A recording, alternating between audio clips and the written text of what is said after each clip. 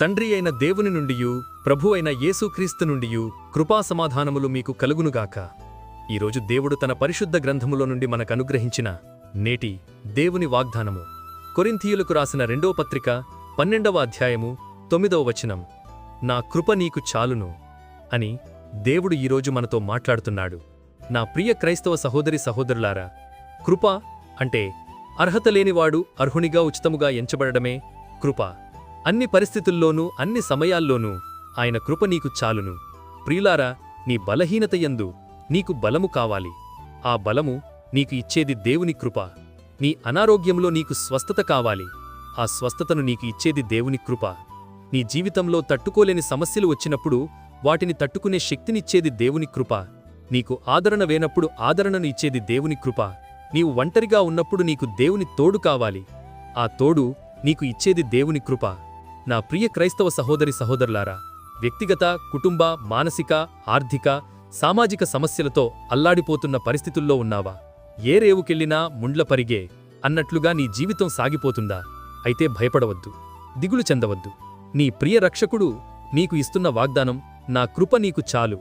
అవును, అవి ఎట్లాంటి పరిస్థితులైనా సరే దేవుని కృప నీకు తోడుగా ఉంటే చాలు. ఏవీ నిన్ను ఏమీ చేయలేవు. ఎప్పుడైతే నీవు దేవునియందు భయభక్తులు కలిగి ఉంటావో అప్పుడు ఆయన కృప నీకు తోడుగా ఉంటుంది. అట్టి కృప దేవుడు మనందరికీ అనుగ్రహించి ఇట్టి నేటి దేవుని వాగ్దానము మీ అందరి జీవితాల్లో నెరవేరబడునుగాక. ఆమెన్. ప్రార్థన. మహాపరిశుద్ధుడవైన మా దేవా, దయగల మా తండ్రి, నేడు మీరు మాకు అనుగ్రహించిన ఇట్టి వాగ్దానాన్ని బట్టి ముందుగా మీకు వేలాదిక స్తోత్రములు చెల్లిస్తున్నాను.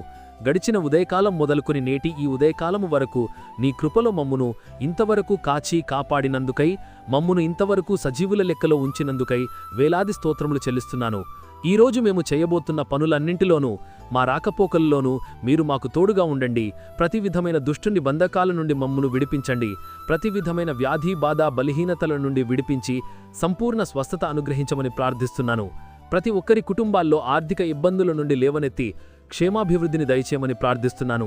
ప్రతి ఒక్కరి జీవితాల్లో శాంతి, సమాధానం, నెమ్మది దయచేసి మీ కృపలో భద్రపరచమని నజరేయుడైన యేసయ్య నామములు ప్రార్థించి వేడుకొనుచున్నాను నా ప్రియ పరలోక పరమ తండ్రి. ఆమెన్. దేవుని కృప, ఆయన నిత్య సన్నిధి కాపుదల సదాకాలం మీకు తోడై నడిపించునుగాక. ఆమెన్. నా ప్రియ స్నేహితులారా, మీరు ఇంతవరకు మన ఛానల్ని సబ్స్క్రైబ్ చేసుకున్నట్లయితే దయచేసి మన ఛానల్ని సబ్స్క్రైబ్ చేసుకోవాల్సిందిగా ప్రభు పేరిట మీ అందరికీ ప్రేమపూర్వకంగా మనవి చేస్తున్నాను. దేవుడు మిమ్మల్ని దీవించునుగాక. ఆమెన్.